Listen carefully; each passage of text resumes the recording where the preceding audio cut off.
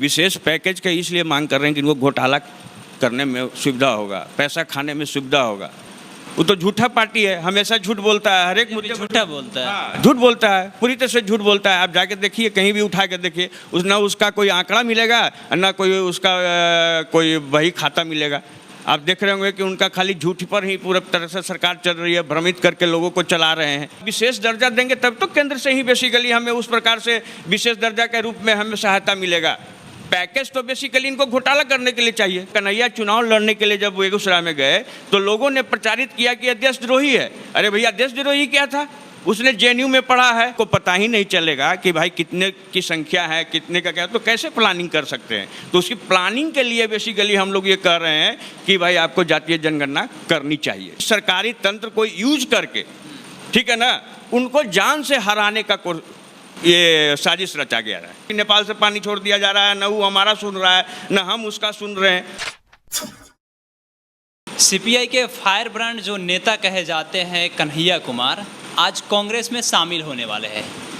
इस मुद्दे पे बात करने के लिए हम कांग्रेस कार्यालय में हैं। हमारे साथ मृणाल जी है। सर बताइए, देखिए होने वाला है बिहार की राजनीति में? देखिए, सबसे पहले तो मैं तेज तर्रार युवा नेता, स्पष्ट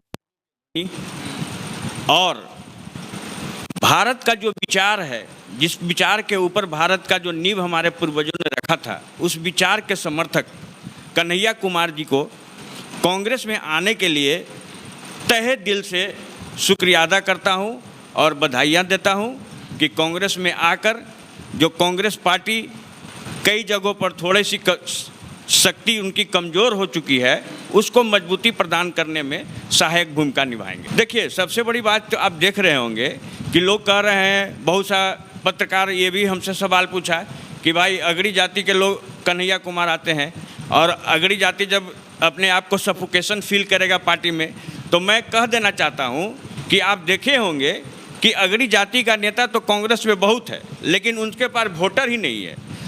तो अब ऐसे नेता लोगों को खाली करके एक अच्छे तेज तर्रार अगड़ी जाति के नेता को कांग्रेस लेके आ रही है, तो मैं तो उसे चाहता वो पॉजिटिव साइन है कांग्रेस के लिए, और बिहार प्रदेश कांग्रेस के लिए तो ज़्यादा से ज़्यादा साइन वो अच्छी है। तो कन्हैया कुमार आ रहे हैं, तो तेजस्वी यादव जो आपके महागठबंधन के हैं और चिराग पासवान जो है, इन लोग पे क्या कोई खतरा होने वाला है भविष्य में? देखिए, हर एक जो नेता है उनमें कुछ न कुछ अपनी क्वालिटी होती है। जहाँ तक कि कन्हैया कुमार जी का है तो वो जेएनयू के प्रोडक्ट हैं और बहुत ही मंझे और पढ़े लिखे विद्यार्थी रह चुके हैं और वक्ता भी अच्छा है, और उनका विज़न इतना वाइड है कि पूरे भारत को अपना वो घर समझते हैं। और हमें तो नहीं लगता है ऐसा कि दूसरे नेता को आ जाने से किसी तीसरे नेता को दिक्कत होगी। भोला सिंह जो थे वो भी बहुत सीपीआई के बहुत कद्दावर नेता थे। वो धीरे धीरे कांग्रेस में आए, कांग्रेस से भाजपा में चले गए। क्या ऐसा नहीं है कि सीपीआई से वो भी कांग्रेस में आ रहे हैं, आने वाले समय में कहीं भाजपा में शामिल हो जाए? नहीं, देखिए, ऐसी बात है कि मैंने क्या पहले कहा कि ऐसे नेता जो कि भारत के विचार में, जो भारत का जो नींव रखा गया था हमारे पूर्वजों के द्वारा, उस नींव को मजबूती से पकड़ कर चलने वाले हैं ये नेता हमारे कन्हैया जी हैं। और इस विचार को जो भी पकड़ के चल रहा है, ठीक है ना, तो भारत की शक्ति को बढ़ाने का काम कर रहा है, चाहे वो किसी भी पार्टी में रहे। लेकिन हमें तो ऐसा लगता है कि वो बीजेपी में उनके वक्तव्य, उनके सोच को देखकर हमें ऐसा लगता है कि वो कभी भी बीजेपी की ओर ग्रसित और अग्रसित नहीं होंगे। कन्हैया कुमार जब जनप्रिय नेता थे तो बेगूसराय से लोकसभा चुनाव हार गए और वहाँ से गिरिराज सिंह जीत गए। इस पे क्या कहिएगा? देखिए, मैं क्या बोल रहा हूँ कि अभी पूरी तरह से भारत जो है किसी संघीय प्रणाली के अंदर कैप्चर है, ठीक है ना। जिस प्रकार से वो गोदी मीडिया, जिसको मीडिया आप लोग कहते हैं, जो वास्तविकता दिखाती है समाज को, वो बेसिकली वास्तविकता को दिखाना बंद कर दिया। और जो बेसिकली बीजेपी प्रायोजित जो न्यूज़ छापते हैं, जो बेसिकली अपना वो भ्रम फैलाना चाहते हैं, तो उनके पास इतना तंत्र है और इतना बेसिक पैसे की बर्बादी करते हैं, ठीक है ना, जिसके कारण से जो अच्छे नेता है उनका भी लोग सिलेक्शन नहीं कर पाते हैं, दिग्भ्रमित हो जाते हैं। तो पूरी तरह से कन्हैया के बारे में जब वो कन्हैया चुनाव लड़ने के लिए जब बेगूसराय में गए तो लोगों ने प्रचारित किया कि यह देशद्रोही है। अरे भैया, देशद्रोही क्या था? उसने जेएनयू में पढ़ा है। यहाँ तक कि आप देखे होंगे कि उसको भारत के न्यायालय ने उसे बेसिकली कहा कि नहीं भाई, ये देशद्रोही नहीं है, उस पर कोई केस नहीं है। तो आपके कह देने से, किसी व्यक्ति के कह देने से, जबकि आपका सबसे जो लोकतंत्र में न्यायालय को सबसे प्रमुख माना जाता है, जब न्यायालय ने ही बरी कर दिया उसको, तो आप किस रूप से उसको बराबर झूठ मूठ कहते रहते हैं कि देशद्रोही है, देशद्रोही है। अच्छा, वहाँ हारने का सबसे बड़ा जो कारण था वो बेसिकली जो आप देखे होंगे कि वहाँ पर सीपीआई कैडर अधिक मात्रा में थे, और दूसरी चीज़ कि वहाँ पर हम तो ये बोलते रहे कि सरकारी तंत्र को यूज करके, ठीक है ना, उनको जान से हराने का ये साजिश रचा गया है। आप कह रहे हैं कि दुष्प्रचार के कारण भी मतलब कि वो हार गए, तो हो सकता है बिहार में जब आ रहे हैं तो यहाँ पे भी दुष्प्रचार उनके खिलाफ कर दिया जाए, फिर हार जाए? नहीं, अब दुष्प्रचार होने के बाद ही, दुष्प्रचार जो होता है वो तात्कालिक मैंने तुरंत होता है, और उसका प्रभाव जब धीरे धीरे जब समय बीत जाता है तो लोग उनकी वास्तविकता को जानने भी लगते हैं और समझने भी लगते हैं, और बाद में वो जो है मिथ्या के रूप में साबित हो जाता है। तो क्या बिहार के जनता अब मतलब कि उनके दुष्प्रचार के असर में नहीं आने वाले हैं? नहीं, हम लोग मेहनत करेंगे। अगर वो कांग्रेस में आते हैं, हम मेहनत करेंगे, हम बताएंगे कि नहीं भाई, सबसे बड़ा देश प्रेमी है, जो जेएनयू से पढ़ा है, जिसको बेसिकली विपक्षी पार्टी ने कहा कि ये सबसे बड़ा देशद्रोही पार्टी है, व्यक्ति है, और वो न्यायालय में भी प्रस्तुत हुआ, न्यायालय ने उसे बरी कर दिया। तब फिर आप जहाँ पर बेसिकली न्यायालय जब उसको बरी कर दिया, तो आप कौन होते हैं? Who are you? जैसे कि बिहार की राजनीति में देखा जाता है कि जदयू का नाम लिया जाता है तो नीतीश कुमार का चेहरा सामने ऊपर उठ के आता है, राजद का नाम लिया जाता है तो तेजस्वी यादव, लालू यादव का नाम आता है। उसी तरह से बिहार में जब कांग्रेस का नाम लिया जाता है तो कोई कद्दावर नेता नहीं आता है। क्या कन्हैया कुमार आ रहे हैं तो बिहार के रिप्रेजेंट करेंगे? देखिए, सबसे बड़ी बात है कि ये भारतवर्ष में सभी जाति, सभी धर्म के लोग रहते हैं, और सबसे बड़ी चीज़ है कि जितने भी आप जिनका नाम गिना रहे हैं उनकी मानसिकता बहुत ही नैरो है, संकीर्ण है, और वो जाति के ऊपर राजनीति करते हैं।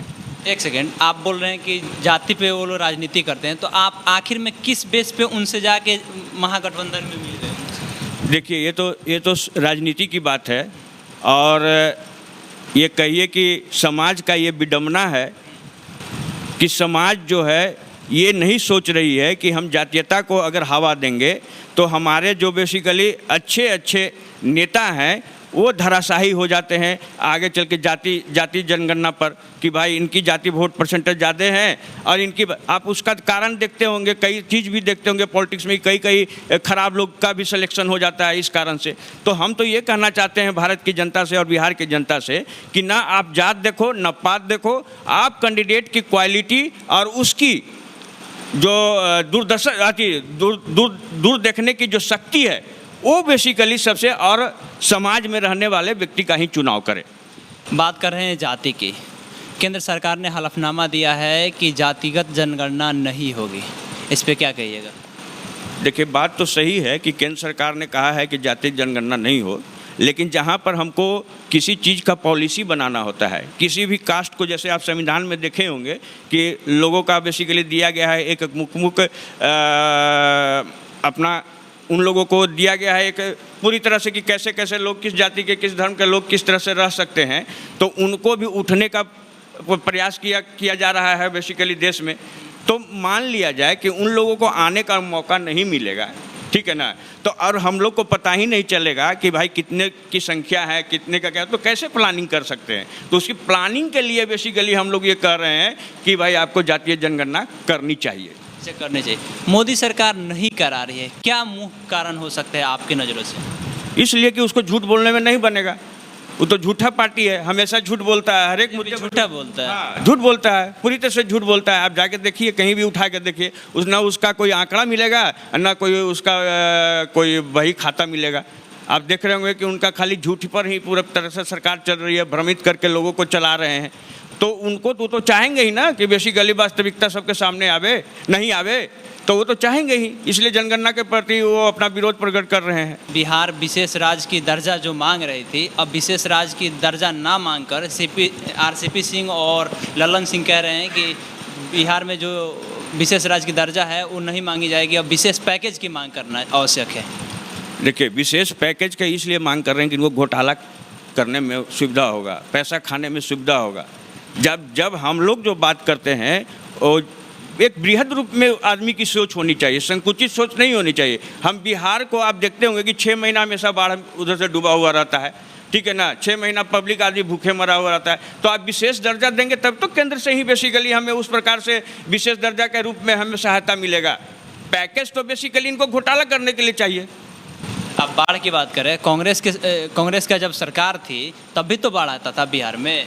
मान लिया बाढ़ आती थी, लेकिन जब कांग्रेस से को जाए हुए यहाँ से 25 या 26 साल हो गया, 70 साल राज किए लोग, तब काहे नहीं बाढ़ का कोई आज तक निराकरण हुआ कि अब कह रहे हैं? देखिए, उसका कई कारण होते हैं, कोई भी राजनीतिक कारण होता है। बगल में नेपाल है, ठीक है ना, नेपाल बेसिकली दूसरे देश है, तो उस समय की स्थिति और परिस्थिति क्या होगी वो बेसिकली कांग्रेस जो डिसीजन ली होगी, ठीक है ना, उसके अनुसार से ली होगी। लेकिन अभी जो हम डिजिटल युग में आ गए हैं 21वीं सदी में, यहाँ आदमी को प्रगति करने के लिए 5 साल की आवश्यकता है। 5 साल भी बहुत ज़्यादा है, ठीक है ना। उसमें आदमी अगर चाहेगा अच्छे ढंग से काम करेगा 3 या 4 साल, लेकिन इन्हें तो लूटने का जगह चाहिए। अगर चाहेगा, अगर कांग्रेस अगर बेसिकली उस समय से थी तो इतना भयानक रूप से बाढ़ नहीं आती थी जितना भयानक रूप से अभी नेपाल से पानी छोड़ दिया जा रहा है। न वो हमारा सुन रहा है, न हम उसका सुन रहे हैं।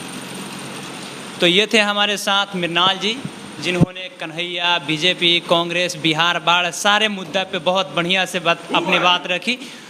तो आपको ये वीडियो कैसा लगा कमेंट सेक्शन में बताएं। फेसबुक पे देख रहे हैं तो पेज को लाइक कर ले, यूट्यूब पे देख रहे हैं तो चैनल को सब्सक्राइब कर ले।